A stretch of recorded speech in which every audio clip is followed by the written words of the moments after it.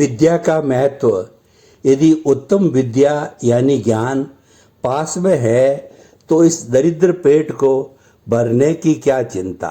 जिस प्रकार राम राम रटते हुए तोता बिना प्रयास किए केवल विद्या के बल से ही भोजन प्राप्त कर लेता है, इसी संदर्भ में मैं यहाँ एक कहानी कहने जा रहा हूँ। किसी गांव में एक ब्राह्मण रहता था। काल क्रमानुसार उसका विवाह हुआ। विवाह के 2 साल बाद उसके यहाँ एक पुत्र उत्पन्न हुआ। खूब हर्षोल्लास पूर्वक उसका जन्मोत्सव मनाया गया तथा उसका नाम रखा गया मोटे राम। धीरे धीरे जब मोटे राम 5 वर्ष का हो गया तो ब्राह्मण ने उससे कहा, बेटा अब तुम पढ़ने जाया करो। लेकिन मोटे राम को न तो पढ़ने में रुचि थी और न ही कोई प्रयत्न करता था, बल्कि इसके विपरीत वो पिताजी को कोई कुतर्क देता था। एक दिन उसके पिता ने जब पुनः प्रयत्न किया तो वो कहने लगा, पाठ रटारट दांत कटाकट, मैं मर जाऊंगा पर पढ़ने न जाऊंगा। यह सुनकर पिताजी बड़े दुखी हुए, लेकिन वे ये सोचकर चुप लगा गए कि अगर इसने कोई उल्टा सीधा कदम उठा लिया तो मैं क्या करूंगा, यह मेरा इकलौता पुत्र है। इसी प्रकार समय फिर अपनी गति से बढ़ने लगा। मोटे राम 15 वर्ष का हो गया। पिता ने फिर कुछ सोचकर उसे कहा, देख बेटा, तुमने पढ़ाई तो नहीं की, लेकिन जीवन निर्वाह के लिए मनुष्य को कुछ तो करना ही पड़ता है। अब तू खेती किया कर, हल चलाया कर। अपने पास अच्छे भले कई खेत हैं, उनसे तुम्हारा और भविष्य में होने वाले तुम्हारे परिवार का जीवन निर्वाह अच्छी तरह हो पाएगा। यह सुनकर मोटे राम बोला, कौन बैल हाँके, कौन धूल फाके, मैं मर जाऊंगा पर हल न चलाऊंगा। पिताजी ये सुनकर बड़े ही चिंतित हुए और उसके भविष्य की चिंता करते हुए बोले, अच्छा तुम मत करो खेती, तुम व्यापार कर लो। मैं तुम्हें एक दुकान खोल देता हूँ और किसी अच्छे व्यापारी से तुम्हें व्यापार करना भी सिखवा देता हूँ। पिता की बात सुनकर वह बोला, नौ नकद न तेरा उधार, आज चढ़ाव कल उतार, मैं मर जाऊं पर दुकान न चलाऊंगा।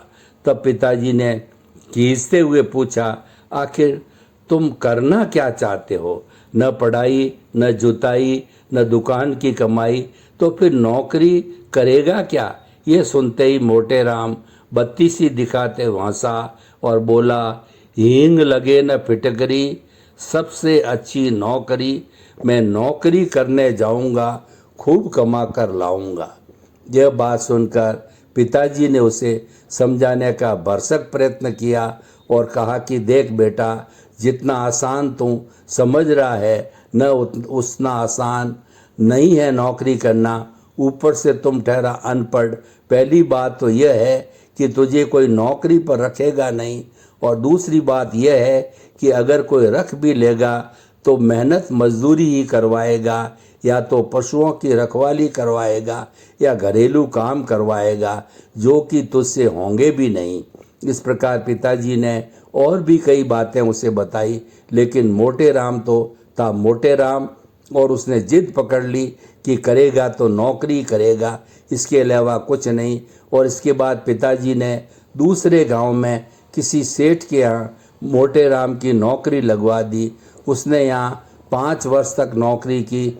6ठे वर्ष जब वह छुट्टी लेकर घर जाने लगा तो सेठ ने उसे 5,000 रुपये वेतन के रूप में दिए। रुपये लेते हुए मोटे राम नाक भौं सिकुड़ते हुए बोला, रुपये खटाखट, नोट फटाफट, कैसे इन्हें भुनाऊंगा, मैं तो फुटकर लेकर जाऊंगा। यह सुनकर सेठ ने इसे 5,000 रुपयों के फुटकर सिक्के दे दिए, जिनसे यह बोरी भर गई, और मोटे राम ने बोरी को अपने कंधों पर लाद दिया। वो कुछ ही दूर चला था कि उसने देखा सामने एक घुड़सवार जा रहा है। उसे रोककर मोटे राम बोला, तुम घोड़े पर सवार, बोरा मुझ पर सवार, ले ले बोरा दे दे घोड़ा, अंधा क्या चाहे दो आंखें। उसने तुरंत सौदा मंजूर किया और ले लिया सिक्कों से भरा बोरा और दे दिया अड़ियल घोड़ा। मोटे राम क्या जाने अड़ियल घोड़े की सवारी। वह जैसे ही घोड़े पर चढ़ा और घोड़ा ऐसी स्टाइल से फुदका कि मोटे राम महाशय गिर पड़े नीचे। अब मोटे राम घोड़े की नकेल पकड़ करके पैदल पैदल उसके साथ चलने लगे।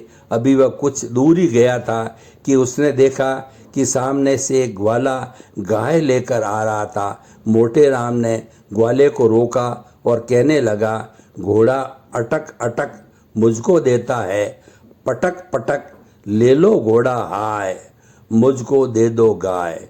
ग्वाले ने भी मौके का फायदा उठाया और अपनी गुस्सेल गाय दे दी और घोड़ा ले लिया। अब चलते चलते शाम हो गई तो मोटे राम ने सोचा क्यों न गाय का दूध दूह लिया जाए। भूख भी लगी हुई थी, दूध पीकर उसे ही शांत कर दिया जाए। अतः उसने पास ही एक वृक्ष से गाय को बांध दिया और कहीं से एक बाल्टी भी मांग लाया और लगा गाय को दूहने। लेकिन जैसे ही वो गाय को दूहने के लिए बैठा कि गाय ने ऐसी लात मारी कि मोटे राम 10 फुट दूर जा गिरा। उसी समय संयोगवश एक बकरी वाला वहाँ से गुजर रहा था। मोटे राम ने उसे रोक कर कहा, तुम मेरी गाय ले लो और अपनी बकरी मुझे दे दो। बकरी वाले ने तुरंत उसे बकरी दे दी और बदले में गाय ले ली। मोटे राम ने बकरी को खूब घास पत्ते खिलाए, लेकिन उसका पेट था कि कुआं, वह भरने का नाम ही नहीं ले रहा था। तभी वहाँ एक मुर्गी वाला मुर्गियों के साथ दिखाई दिया और मोटे राम उससे बोला, ले लो बकरी पेट की बड़ी, जो खाए थोड़ा दे दो मुर्गों का जोड़ा। और मुर्गी वाले ने तुरंत दे दी मुर्गी और ले ली बकरी। इधर बकरियां मल मूत्र में चौंच मारने लगी, मुर्गियां तो मोटे राम को बड़ा बुरा लगा। तभी संयोग से उधर से एक तोते वाला आ निकला। मोटे राम ने तुरंत उससे पूछा, क्यों भाई तोते वाले, तेरे तोते मल मूत्र तो नहीं खाते?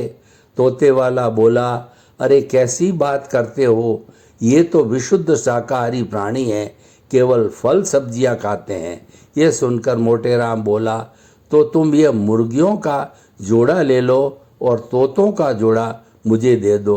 अब मोटे राम बड़ा खुश था, लेकिन यह क्या, अभी वह कुछ ही दूर गया था कि उसके हाथों से तोते उड़ गए और बेचारा मोटे राम हताश निराश खाली हाथ अपने घर पहुंचा।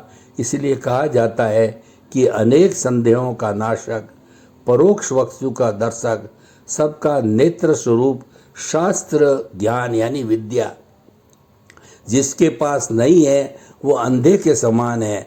घर पहुंचकर मोटे राम ने सारी राम कहानी पिता को सुनाई। उसकी कहानी सुनकर पिता बोले, बेटा मैंने तुम्हें बचपन में ही बहुत समझाया था कि पढ़ लो, लेकिन तुम थे कि मानते ही नहीं थे। अब तुम्हें आभास हो रहा होगा कि विद्या का कितना महत्व होता है जीवन में। यह सुनकर मोटे राम बोला, आप ठीक कह रहे हैं पिताजी, क्या मैं अब भी पढ़ सकता हूँ? अब मेरी समझ में आ गया है विद्या का महत्व। पिताजी बोले, क्यों नहीं, विद्या का अध्ययन तो कभी भी किया जा सकता है, बस ये निर्भर करता है कि व्यक्ति की रुचि पर। और तुम तो अभी 20 वर्ष के ही हुए हो, अतः जुट जाओ आज से ही विद्या अध्ययन में। और मोटे राम ने किया भी यही और लग गया दिन रात पढ़ने। अपनी दृढ़ इच्छा शक्ति और रुचि के कारण उसने शीघ्र ही इतनी योग्यता हासिल कर ली थी कि वह एक विख्यात दार्शनिक बन गया। दूर दूर से लोग अपनी समस्याओं का समाधान और अपने बच्चों तथा स्वयं को पढ़ाने के लिए उससे निवेदन करने लगे।